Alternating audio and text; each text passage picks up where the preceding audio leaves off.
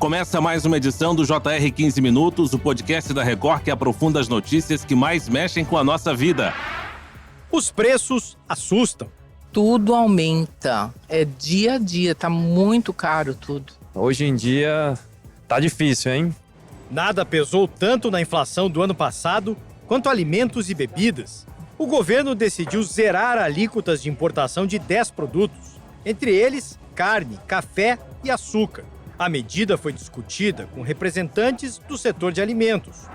O governo federal tem adotado medidas para tentar conter a alta dos preços dos alimentos no Brasil. Recentemente, foi anunciada a isenção do imposto de importação sobre 10 produtos essenciais. Além disso, foram propostas ações com a flexibilização da fiscalização sanitária, o fortalecimento dos estoques reguladores e estímulos também à produção de alimentos da cesta básica por meio do Plano Safra. Tirar o imposto de importação realmente faz os alimentos ficarem mais baratos? Como aumentar os estoques e flexibilizar regras para ajudar a controlar os preços? O que pode dificultar a isenção do ICMS sobre a cesta básica? Para discutir os impactos dessa medida, convidamos João Gabriel de Araújo, professor de Economia do IBMEC Brasília. Olá, professor, seja bem-vindo. Olá, muito obrigado, Luiz. O Yuri Ascar nos acompanha, repórter da Record em Brasília. Yuri, além das medidas citadas, o governo fez um apelo para que os estados zerem o ICMS sobre produtos da cesta básica. O que não é tão simples, né, Yuri? Não é simples mesmo, viu, Fara? Olá para você, para o professor. O governo fez esse pedido porque, apesar dos produtos da cesta básica hoje, eles já estão completamente isentos dos impostos federais. Mas o ICMS é um imposto estadual, por isso cabe a cada um dos estados definir as próprias alíquotas, as regras para esse tributo. Então eu pergunto para o professor, esse pedido do governo federal não foi muito bem recebido por todos os governadores, né? O que acontece? O peso do ICMS na cesta básica é tão grande assim que vai ter um impacto financeiro para esses governadores, professor? A questão do ICMS é uma questão bastante delicada, né? A gente teve aí, tempos atrás, já a questão da redução do ICMS para poder as questões dos combustíveis e tudo que foi feito, mas é um peso muito grande para os estados zerarem esse imposto, né? Ou reduzirem ele de forma muito drástica. A arrecadação ela cai demais. E uma vez que cai a arrecadação, o cumprimento das atividades estaduais com respeito às suas receitas fica muito comprometido, o que faz com que a aceitação de uma medida dessa, principalmente em estados que sofrem vulnerabilidade de receita, fique muito prejudicada. E por conta disso, talvez seja um pedido não muito adequado no momento atual para os estados no Brasil, mesmo com a isenção dos impostos feito pelo governo federal com relação às importações. Professor, se tivermos essa dedução na cesta básica, o preço realmente vai cair para o consumidor ou essa redução pode ser absorvida pelas empresas antes de chegar ao mercado? Na verdade, a questão dessa dedução, da queda desses impostos, né? No caso da cesta básica, em especial aos bens que foram zerados as alíquotas, não só a zerar esses impostos indica que os preços vão cair de forma imediata ou até mesmo por um bom período, porque isso depende muito da situação internacional. A questão aqui que deve ser levada em conta é como fazer com que essa competitividade seja de fato garantida dentro do mercado interno brasileiro. Porque de nada adianta você garantir a isenção do imposto, uma queda do preço que com certeza ocorrerá devido à alta alíquota cobrada em cima desses bens, uma vez que o preço desses bens pode aumentar no exterior. E aumentando o preço no exterior, a competitividade no Brasil não vai ser garantida, porque o mercado brasileiro vai se movimentar de acordo com esses preços que são determinados lá fora. Agora, a gente vê que a situação é complicada, né, professor? Porque é isso, tem ainda esse componente, né, internacional do preço mundial, além desse pedido do governo federal para os governadores reduzirem o ICMS. O senhor falou, né, que realmente pode trazer um prejuízo financeiro grande essa redução do ICMS e, por isso, alguns governadores podem ser contra a medida nesse momento. Mas tem algum meio político de resolver essa questão? Como o senhor lembrou bem, aconteceu também lá com a gasolina, né, o ICMS, na gestão passada. É possível um acordo ou um projeto passar para conseguir fazer essa redução? Como é que o senhor vê o lado político dessa questão econômica? Toda questão econômica, todo lado político, ela deve vir adicionada de alguma benesse que vai ser garantida ao Estado, né? Se você não garantir algum retorno, mesmo que seja um retorno futuro, para esses estados, apenas uma pressão pelas medidas para redução da inflação dos alimentos no curto prazo não garante em nada que os estados vão aderir a esse tipo de medida, né? Então, aqui a gente está lidando com aquela ideia da contrapartida, né? O que vai ser garantido aos estados para que eles reduzam esse ICMS? Isso não foi apresentado ainda. Qual que é a garantia que eles têm? O que eles vão ter de retorno? Então, eu vejo que essas medidas, normalmente, elas devem necessariamente ser atreladas a uma contrapartida para o próprio Estado, para que ele se sinta seguro, né? Professor João Gabriel, como tirar o imposto de importação de produtos como carnes, café e açúcar pode ajudar a diminuir os preços no supermercado? Isso realmente faz diferença para o consumidor ou o impacto seria mínimo?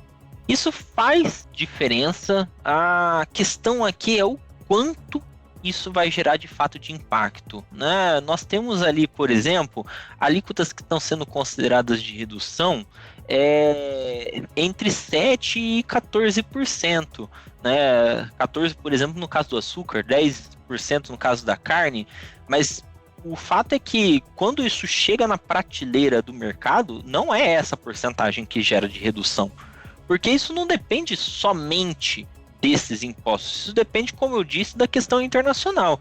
Você reduz a alíquota de importação, então você vai trazer bem mais barato para o Brasil, mas como vai funcionar esse mecanismo, como vai funcionar essa dinâmica interna no país, depende muito de como também vai funcionar o preço internacional, porque se você reduz a alíquota, mas o preço sobe lá fora, quando ele chega ao país, ele já chega mais caro. Então, a questão aqui vai ter uma redução? Bom, com certeza, você está zerando um imposto que é uma parte significativa do preço do bem. A questão na prateleira não vai ser a mesma porcentagem. Com certeza uma porcentagem significativamente menor do que o que se refere ao imposto. Nós vemos aí, né, professor, que temos duas estratégias que o governo está adotando: a redução de impostos e o aumento da oferta com o imposto de importação zerado, que você traz mais desses produtos para o Brasil. Inclusive, o vice-presidente Geraldo Alckmin, ao fazer o anúncio, disse que o Brasil também ia rever, né, alguns países que estão com processos travados, não podem exportar para o Brasil, porque tem questões sanitárias envolvidas. Então, que o Brasil iria ver com mais agilidade essa situação, com menos burocracia, mas aí também a gente pode cair num outro risco, que, ok, o alimento vem mais barato, mas a gente também precisa garantir que esse alimento tenha o mínimo de qualidade e segurança, né? Às vezes é só a burocracia que está atrapalhando mesmo, ou a gente pode correr um risco aí de, nessa flexibilização, complicar até a qualidade do produto oferecido no mercado brasileiro? A averiguação da qualidade sanitária desses produtos quando eles chegam no Brasil, ela deve ser garantida. Não adianta você aumentar a oferta de produtos aqui dentro com baixa qualidade, né? Mas não fica só preso a essas questões que você apontou. Por exemplo, uma das medidas é a aceleração do Sistema Brasileiro de Inspeção de Produtos de Origem Animal entre os próprios municípios e estados, com referência a eles poderem transacionar entre outros estados e outros municípios da União.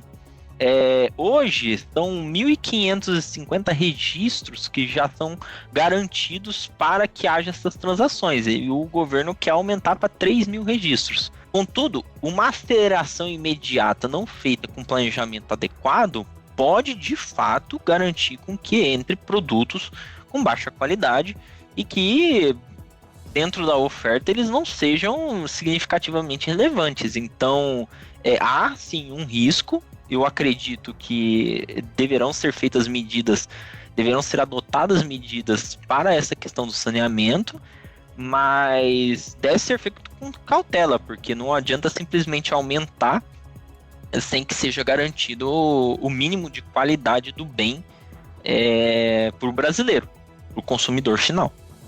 Agora, professor, reduzir impostos e facilitar a importação pode ajudar a conter a inflação no curto prazo. Mas o que o governo pode fazer para garantir que os preços continuem estáveis nesse longo prazo?